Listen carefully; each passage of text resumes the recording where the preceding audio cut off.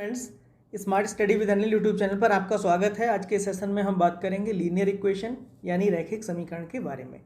अगर आप हमारे चैनल पर नए हैं तो चैनल को सब्सक्राइब करके बेल आइकन को प्रेस करना ना भूलें। तो चलिए शुरू करते हैं आज का सेशन, रैखिक समीकरण का हल एवं प्रकार। गणित में रेखीय समीकरण एक ऐसा समीकरण होता है जिसमें चर की अधिकतम घात 1 होती है। इन समीकरणों को रेखीय समीकरण कहते हैं क्योंकि ये कार्तीय निर्देशांक पद्धति में एक सरल रेखा को निरूपित करते हैं।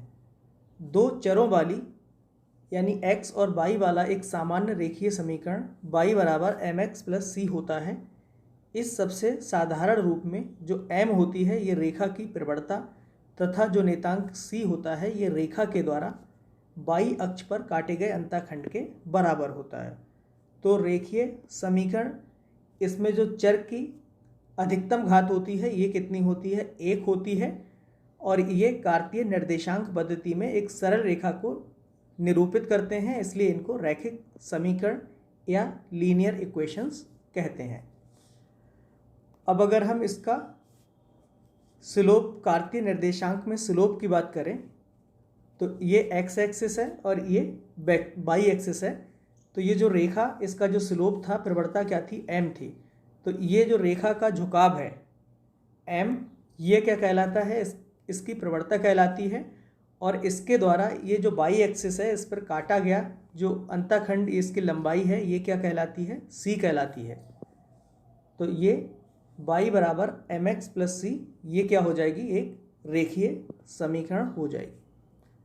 आगे बढ़ते हैं, हम बात कर लेते हैं चर राशि और अचर राशियाँ क्या होती हैं। चर राशियाँ यानी कि ये वेरिएबल्स होते हैं, इनके जो मान होते हैं ये स्थिर नहीं होते हैं, वह चर राशि कहलाती है। जैसे x, y, z और a, b, c आदि ये चर राशि होती हैं। इनके मान सॉल्यूशंस करने के बाद कुछ भी आ सकते हैं, यानी कि इनके मान कांस्टेंट नहीं होते हैं। ऐसी राशियाँ जिनके मान स्थिर नहीं होते हैं उनको चर राशियाँ कहते हैं। और अचर राशियाँ क्या होती हैं? वैसी राशियाँ जिनका मान क्या होता है? कांस्टेंट यानी कि स्थिर होता है, वो अचर राशि कहलाती हैं। जैसे 1, 2, 3, 4 आदि ये जो राशियां हैं इनके मान क्या हैं? स्थिर यानी कि कांस्टेंट हैं। तो ये राशि कहलाती हैं अचर राशियां। आगे बढ़ते हैं, एक चर वाला रैखिक समीकरण, linear equation of one variables. वैसा समीकरण जिसमें चरों की जो संख्या होती है वो क्या होती है? 1 होती है। जैसे 2x प्लस 1 बराबर 0। इसमें जो x है ये क्या है? एक चर राशि है। तो यहाँ पर जो चरों की संख्या है वो कितनी है? 1 है। अगला है दो चरों वाले रैखिक समीकरण यानी कि linear equation in two variables. ऐसे समीकरण जिनमें चरों की जो संख्या होती है वो 2 होती है। जैसे इसमें एक x और एक y, दो क्या है? ये चर राशि हैं और इनके जो गुणांक हैं 2 और ये 5, ये क्या कहलाते हैं? ये अचर कहलाते हैं। अब रैखिक समीकरण का हल, सॉल्यूशंस ऑफ लीनियर इक्वेशन। तो दो चर वाले जो रैखिक समीकरण होते हैं, दो चर कौन कौन से? x और y में अगर कोई भी दो समीकरण दे रखी हैं तो उनको हल करने की प्रमुख 5 विधियां हैं, यानी कि 5 मेथड से हम इनके मान यानी कि x और y जो हमारे चर राशि हैं इनके मान को हम निकाल सकते हैं। कौन कौन सी हैं? एक तो विलोपन विधि जिसको कहते हैं एलिमिनेशन मेथड। दूसरा क्या है? प्रतिस्थापन विधि, सब्स्टिट्यूशनल मेथड। तीसरा है वज्र गुणनखंड विधि यानी कि क्रॉस मल्टीप्लाइकेशन मेथड। चौथा मेथड है इसका ग्राफिक या आलेखी विधि जिसको हम ग्राफिकल मेथड कहते हैं। पांचवा जो इसका प्रकार है ये होता है तुलनात्मक मेथड या कंपैरिजन मेथड। तुलना करके हम x और y के मान को निकालते हैं। तो आगे बढ़ते हैं और सबसे पहले हम डिस्कस करते हैं विधि नंबर 1, विलोपन विधि या एलिमिनेशन मेथड। इसका नियम क्या है इसको हल करने का? दिए गए दोनों समीकरणों में से किसी एक चर के गुणांक को हम सबसे पहले क्या करेंगे? समान करेंगे। फिर समान गुणांकों के जो चिन्ह हैं वो विपरीत हैं तो इनको हम जोड़कर या घटाकर उसको हम विलोपित कर लेते हैं। ऐसा करने से एक चर का जो मान है वो हमारे पास क्या हो जाता है? प्राप्त हो जाता है। उसे किसी अन्य समीकरण में रखकर हम दूसरे चर का मान निकाल लेते हैं। अब हम देखते हैं इसको सॉल्व कैसे करते हैं। हमारे पास एक समीकरण है, कौन सी? x प्लस वाई बराबर 5, और जो दूसरी समीकरण है ये है हमारे पास 2x माइनस 3y बराबर 4, ये दूसरी समीकरण है।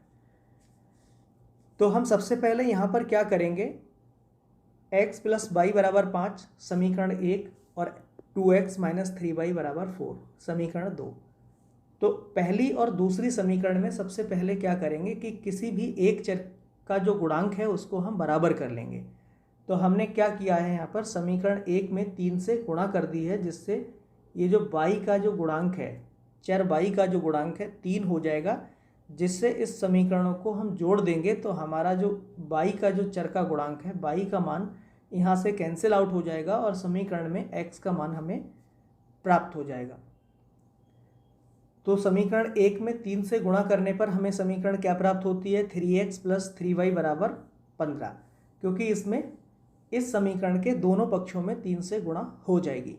और फिर जो दूसरी इक्वेशन है इसको हमने एज इट इज़ यहाँ पर उतार लिया, तो हमें ये समीकरण 3 प्राप्त हो गई। अब हम देख रहे हैं कि ये जो y का जो गुणांक है इसमें क्या है, प्लस का 3y है और जो इक्वेशन 2 है इसमें माइनस का 3y है। अगर हम इन दोनों समीकरणों को जोड़ दें तो हमारे पास जो y की वैल्यू है, ये वाला जो टर्म है ये क्या हो जाएगा, कैंसिल आउट हो जाएगा। तो हमारे पास 3x प्लस 2x ये कितने मिलेंगे, 5x हो जाएंगे, और इधर राइट हैंड साइड पे 15 प्लस 4 कितना हो जाएगा, 19 हो जाएगा। तो यहाँ से x की अगर हम वैल्यू देखें तो ये हमारे पास कितनी आ जाएगी, 19/5। अब ये जो x का मान निकल के आया है तो इसका जो मान है या तो हम समीकरण 1 में रख दें या समीकरण 2 में रख दें, किसी में भी रख देंगे तो यहाँ से हमारे पास जो y की वैल्यू है ये निकल के आ जाएगी। हमने क्या किया, समीकरण 1 में इसका मान रख दिया 19 प्लस 5 प्लस y बराबर 5। तो यहाँ से x का मान आ जाएगा, इसको सॉल्व करेंगे 5 माइनस का इधर 19/5 क्या है, प्लस का है लेफ्ट हैंड साइड में, तो ये राइट हैंड साइड में जाएगा तो ये माइनस के साथ हो जाएगा, और इसको यहाँ पर एलसीएम लेके सॉल्व करेंगे तो y का मान कितना आ जाएगा, 6/5। अब हम इसको क्या करते हैं, अब हम समीकरण जो हमारी 1 है और समीकरण 2 है, इसमें हम सबसे पहले क्या देखते हैं, अभी हमने क्या किया था, इसमें y के गुणांक को हमने बराबर किया था। अब दूसरे मेथड में क्या करेंगे, हम x वाले जो गुणांक है ना इनको बराबर करेंगे। तो हमने क्या किया, समीकरण 1 में अब 2 से गुणा कर दी। तो 1 में गुणा करने से हमें क्या प्राप्त हुआ, समीकरण हमें 3 प्राप्त हो जाएगी, 2x प्लस 2y बराबर 10। और जो समीकरण 2 है इसके नीचे हम एज इट इज इसको उतार लेंगे। अब हमने क्या देखा कि जो हमारा x वाला जो गुणांक है 2 हमें प्राप्त हो गया है। समीकरण 3 में भी हमारे पास 2x का टर्म आ रहा है और समीकरण जो 2 थी इसमें भी 2x का टर्म आ रहा है। तो अब इन दोनों समीकरणों को अगर हम घटा दें तो हमारे पास क्या होगा कि जो पहला वाला पद है 2x वाला, इन दोनों समीकरणों से कैंसिल आउट हो जाएगा। तो हमारे पास क्या बचेगा, इस समीकरण के जो साइन है वो घटाने पर परिवर्तित हो जाएंगे, क्योंकि समीकरण 2 में प्लस का 2x है तो ये माइनस का हो जाएगा, माइनस का 3y है तो ये जो टर्म है 3y का प्लस हो जाएगा, और ये जो 4 हैं ये प्लस के हैं तो ये क्या हो जाएंगे, माइनस हो जाएंगे, क्योंकि हम समीकरण 3 में से समीकरण 2 को घटा रहे हैं। तो हमारे पास ये प्लस का 3y और ये 2y, तो ये ऐड होके कितना 5y बन जाएगा, और ये 10 में से माइनस के 4 चले जाएंगे, कितना बचेगा, 6 बचेगा। तो यहाँ से हमने y की जो वैल्यू है वो कितनी आ जाएगी, 6/5 हमारी निकल के आ जाएगी। और ये जो 6/5 का जो मान है वो हम क्या करेंगे, ये जो ऊपर की इक्वेशन है 1 और 2 इनमें से किसी भी एक इक्वेशन में इसका मान रख देंगे। हमने क्या किया, समीकरण 1 में रख दिया। एक हमारे पास क्या थी, x प्लस y बराबर 5 थी, तो हमने y का मान 6/5 यहाँ पर रख दिया है समीकरण 1 में। तो समीकरण 1 से हमारे पास क्या है, x की वैल्यू इसको सॉल्व करके मिल जाएगी कितनी, 19/5। तो हमने देखा कि कोई भी जो हमारी समीकरण 1 और 2 है उसमें से किसी भी गुणांक को हम बराबर करके दोनों समीकरणों को सॉल्व कर सकते हैं। जैसे हमने यहाँ पर क्या किया, y के गुणांक को बराबर किया, और जो दूसरा मेथड से हमने इसको किया इसमें x के गुणांक को बराबर किया, लेकिन हमारे पास इसका जो आंसर है वो दोनों मेथड से क्या सेम आ रहा है। यहाँ पे x की वैल्यू कितनी आई थी, 19/5, इस मेथड से भी 19/5 आई, और पहले मेथड से y का मान 6/5 और हमारा इसका मान भी कितना आया था, 6/5। आगे बढ़ते हैं, हम बात करेंगे प्रतिस्थापन विधि यानी कि सब्स्टिट्यूशन मेथड के बारे में। इसका नियम क्या होता है, दिए गए समीकरण से x का मान y के पद में या y का मान x के पद में हम निकालेंगे। फिर क्या करेंगे, समीकरण से निकाले एक चर का मान दूसरे समीकरण में रखकर हम हल कर लेते हैं, जिससे एक चर का मान हमें प्राप्त हो जाता है। और फिर ये जो चर का मान प्राप्त हुआ है ये दूसरे समीकरण में हम इसको रख देंगे और इस प्रकार हम दूसरे चर का मान भी निकाल लेते हैं। तो चलिए डिस्कस करते हैं। यहाँ पर समीकरण 1 दे रखी है और समीकरण 2। समीकरण 1 और 2 में हमने क्या किया कि सबसे पहले समीकरण 1 से हमने x की वैल्यू को निकाल लिया। समीकरण 1 से x बराबर हमारा क्या आ जाएगा, 5 माइनस का जो y है ये क्या हो जाएगा, राइट हैंड साइड पे जाएगा, माइनस का हो जाएगा। तो हमारे पास समीकरण 3 प्राप्त हो जाती है। और ये जो समीकरण हमें 3 मिली है इसके मान को हम समीकरण 2 में रख देंगे, यानी कि हम प्रतिस्थापित कर रहे हैं किसके मान को, y के मान को। यहाँ पर समीकरण 2 में इसके y के मान को प्रतिस्थापित कर दिया, किससे, समीकरण 3 से। तो x का जो मान है वो हमने किस में रख दिया, समीकरण 2 में। तो x की वैल्यू के जगह क्या रखना है हमें, 5 माइनस y। तो क्या आ जाएगा, 2 ब्रैकेट में यहाँ पर x का मान कितना, 5 माइनस y रख देंगे, माइनस का 3y बराबर 4, ये हमारे पास था।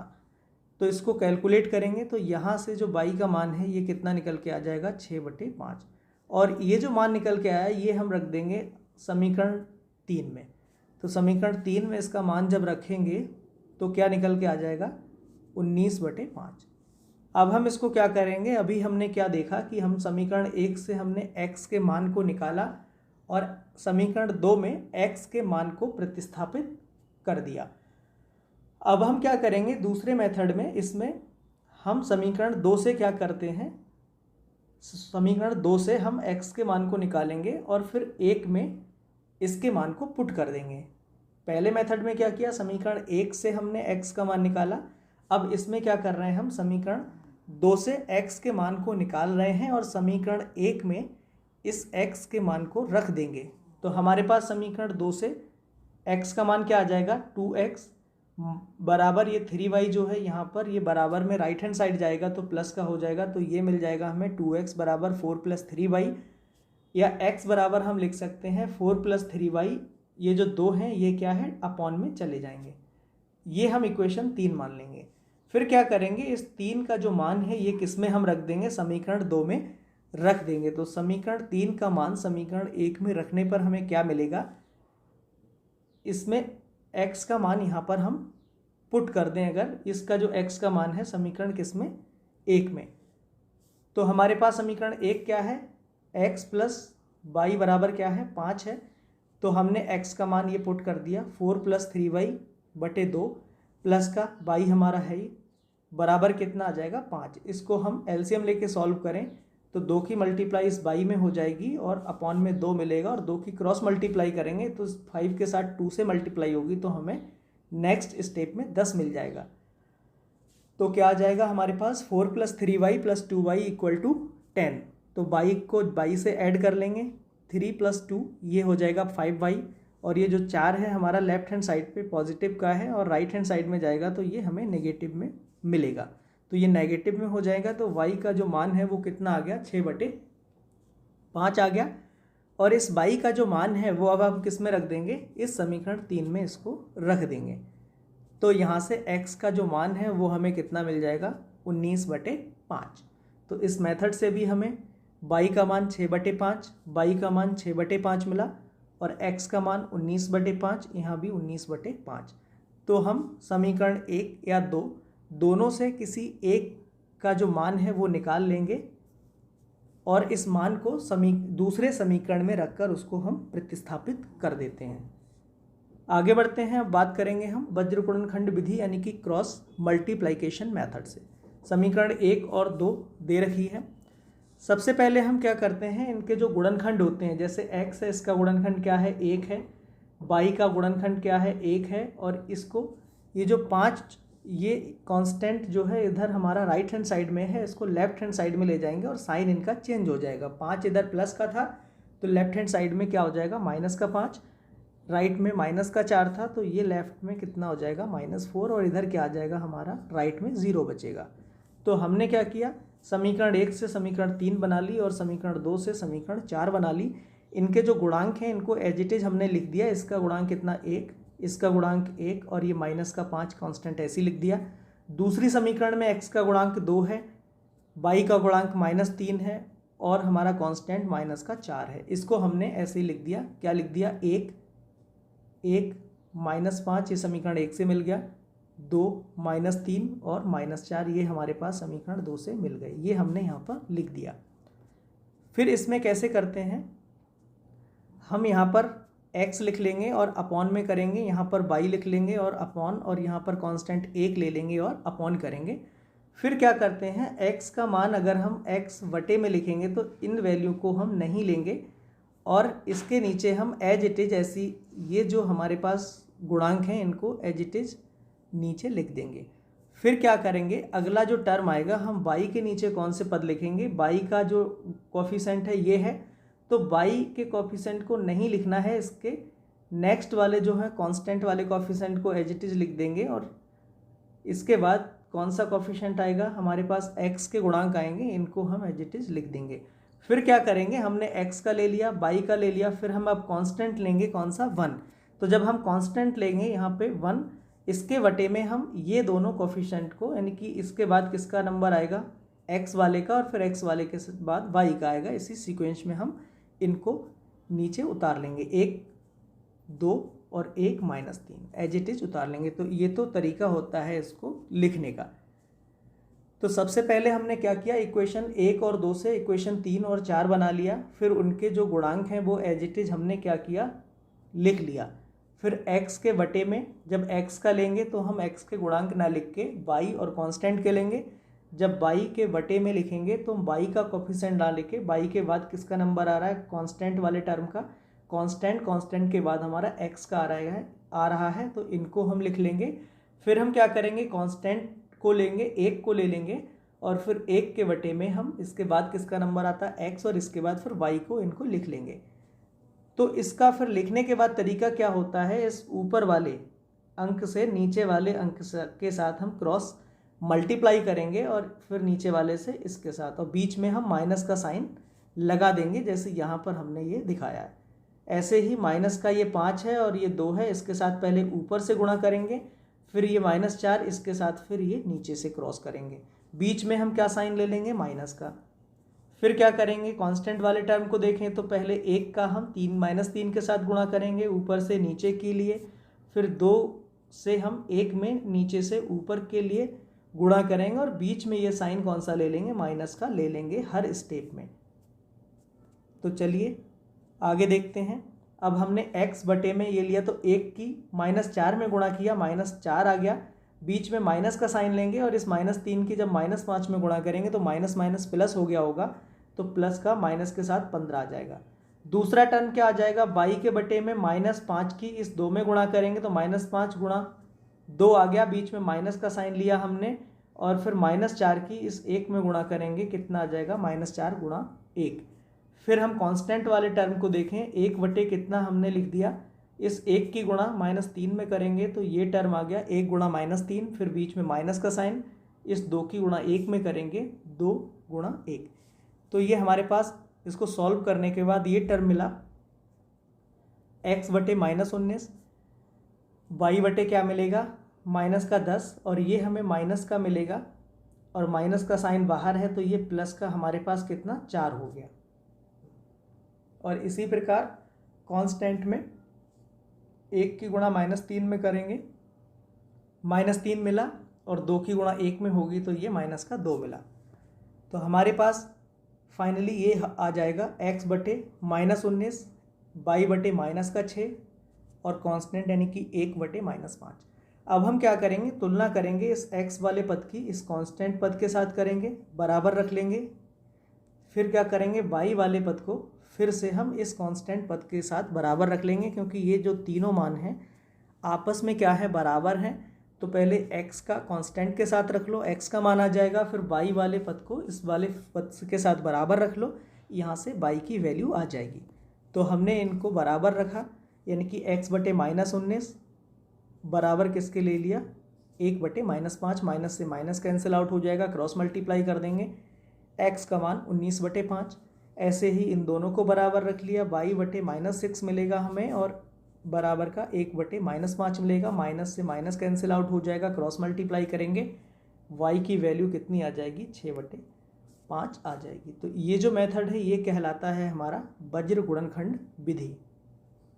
आगे बढ़ते हैं। अब हम बात करेंगे कि ग्राफिक या आलेखी विधि या ग्राफिकल मेथड से हम जो हमारे पास रैखिक समीकरण होती हैं उनके मान को कैसे निकालते हैं। तो इनका जो तरीका होता है, सबसे पहले कोई भी समीकरण का x या y का मान लेफ्ट हैंड साइड पे छोड़ दीजिए और बाकी सारे जो पद हैं वो राइट हैंड साइड पे ले आइए। फिर क्या करते हैं, हम एक सारणी बना लेते हैं, यानी कि x और y के पद में हमने क्या किया, समीकरण 1 को लिया और उसमें y के मान को राइट हैंड साइड पे ले गए। तो हमारे पास x बराबर कितना आ गया, y-5 आ गया। अब हम एक मान को रखते जाएंगे यहाँ पर राइट हैंड साइड वाले को, और हमारा जो लेफ्ट हैंड साइड की जो वैल्यू है ये हमारे पास आती रहेगी।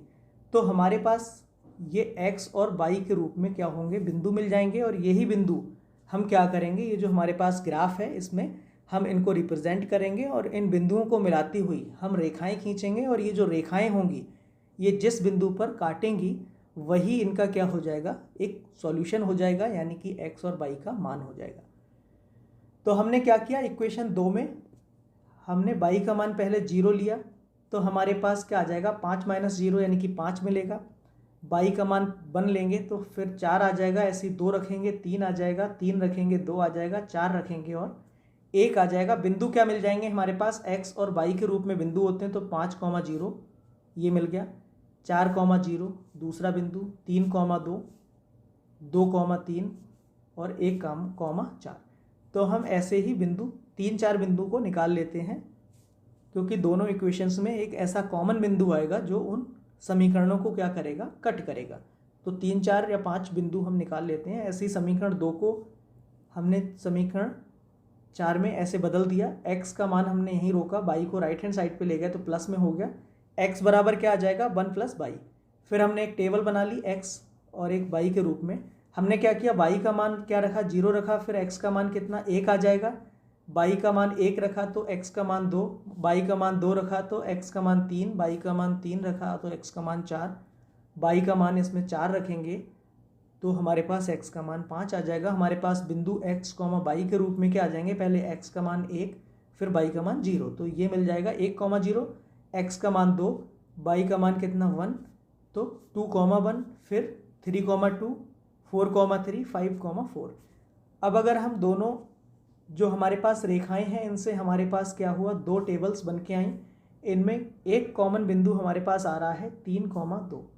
देखने से ऐसा लग रहा है कि इसका जो मान है हमारे पास x, y का मान, इन समीकरणों का मान कितना आ जाएगा, x का मान हमारे पास 3 आ जाएगा और y का मान 2 आ जाएगा, क्योंकि ये जो समीकरणें हैं ये एक बिंदु पर काटेंगी 3,2 पर, और यही इसका क्या हो जाएगा, उत्तर हो जाएगा। तो हम इसको ग्राफ पे भी रिप्रेजेंट कर सकते हैं। ग्राफ पे रिप्रेजेंट कैसे करेंगे, हमारे पास ग्राफ है, अब हमारे पास जो बिंदु निकल के आए समीकरण 1 और समीकरण 2 से, अब हम इनको ग्राफ पे रिप्रेजेंट करेंगे।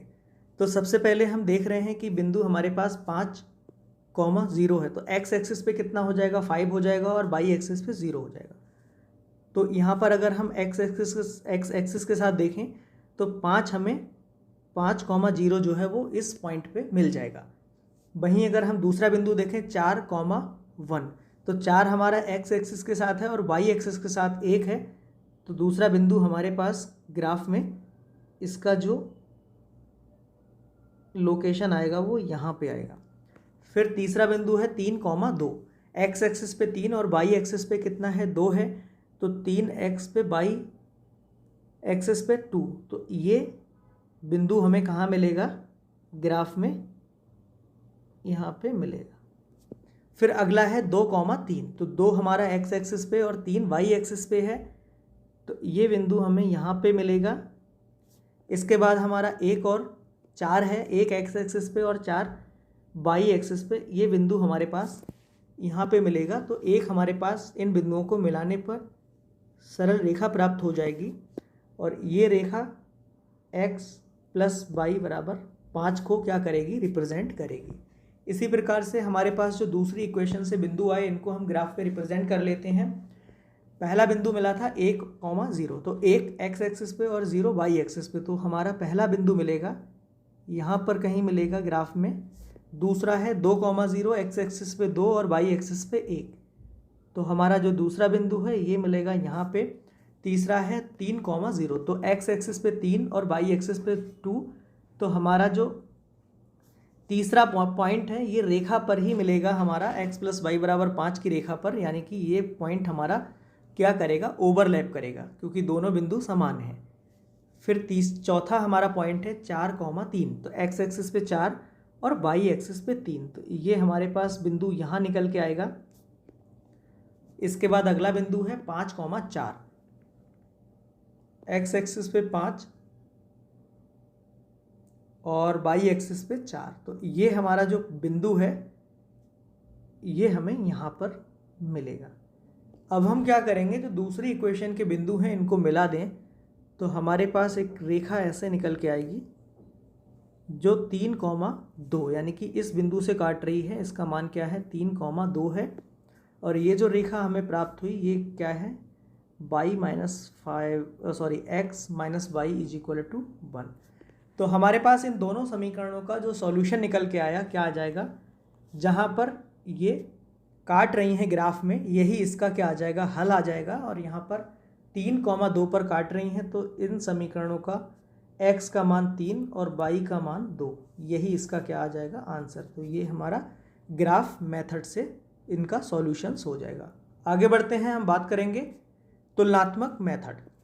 इसमें क्या होता है, इसका जो नियम है, दिए गए समीकरण में x का मान y के पद में या y का मान x के पद में निकालेंगे। फिर पहले समीकरण से जिस चर का मान निकालते हैं उसको दूसरे समीकरण में उसी चर का मान हम क्या करेंगे, रख देंगे। पहले समीकरण से जिस चर का मान निकालते हैं दूसरी समीकरण से हम क्या करेंगे, उसी चर का मान निकाल देंगे। और फिर दोनों समीकरणों से जो हमारे पास चर आएगा निकल के, उन दोनों चरों को हम क्या कर देंगे, बराबर करके हल कर लेंगे। और प्राप्त मान को किसी एक समीकरण में रख के उसको हल कर लेते हैं, फिर दूसरा मान भी हमें प्राप्त हो जाता है। अब इसको हम देखते हैं कैसे करते हैं। समीकरण हमारे पास 1 और समीकरण 2 दे रखी है। समीकरण 1 और 2 से हमने क्या किया कि दोनों समीकरणों से हमने एक चर को निकाल लिया। हमने क्या किया, यहाँ से x का मान दोनों समीकरणों से निकाल लिया। समीकरण 1 से अगर हम x का मान निकालेंगे तो x बराबर क्या आ जाएगा, 5, और y हमारा राइट हैंड साइड पे जाएगा, माइनस साइन के साथ आ जाएगा, तो हमारी समीकरण 3 मिल जाएगी, x बराबर y - 5। इसी प्रकार से जो दूसरी समीकरण है 2x - 3y = 4 है, यहाँ से भी अगर हम x का मान निकालें तो हमारे पास क्या निकल के आ जाएगा, 4 + 3y/2 आ जाएगा। हमारे पास समीकरण 3 और हमें समीकरण 4 प्राप्त हो गई। तो यहाँ पर जो x का मान है ये क्या है, दोनों इक्वेशन में बराबर है। तो अगर हम समीकरण 3 और 4 में x के मान को बराबर रखते हैं, यानी कि यहाँ से x का मान कितना मिला हमारे पास, 5 - y, और समीकरण 4 से यानी कि 2 से हमारे पास समीकरण 4 आई, यहाँ से x का मान कितना है, 4 + 3y/2। तो हमने क्या किया कि समीकरण 1 और 2 से या तो हम चर x का मान निकाल लें, या तो हम इन समीकरण 1 और 2 से y का मान भी निकाल कर इन दोनों को हम बराबर रख सकते हैं। तो हमने यहाँ पर क्या किया, x के मान को निकाला और समीकरण 3 और 4 हमें प्राप्त हुई। और समीकरण 3 और 4 से अगर हम देखें तो x के मान को अब हमने क्या किया, बराबर रख दिया। तो दोनों समीकरणों से यानी कि 3 और 4 से x का मान हमारा पहली समीकरण से क्या था, 3 वाली से 5 - y था, और चौथी वाली समीकरण से कितना था, 4 + 3y/2 था। इन दोनों को हमने बराबर रख दिया, क्योंकि यहाँ पर x का मान बराबर है तो ये मान भी आपस में क्या होंगे, बराबर होंगे। अब इनको हम कैलकुलेट कर लेंगे। 2 की गुणा क्या हो जाएगी, क्रॉस मल्टीप्लाई में हो जाएगी, 2y - 5 = 4 + 3y मिलेगा। यहाँ से हमारे पास y का मान निकल के कितना आ जाएगा, 6/5 आ जाएगा। और यही मान हम समीकरण किस में रख देंगे, या तो 3 में रख दें या हम समीकरण 4 में रख दें, तो हमारे पास यहाँ से क्या है, x की वैल्यू निकल के आ जाएगी। तो इस प्रकार से हम इस वाले मेथड से, कौन सा वाला मेथड हमारा, तुलनात्मक विधि से इनको हम सॉल्व कर सकते हैं। तो आज के लिए बस इतना ही।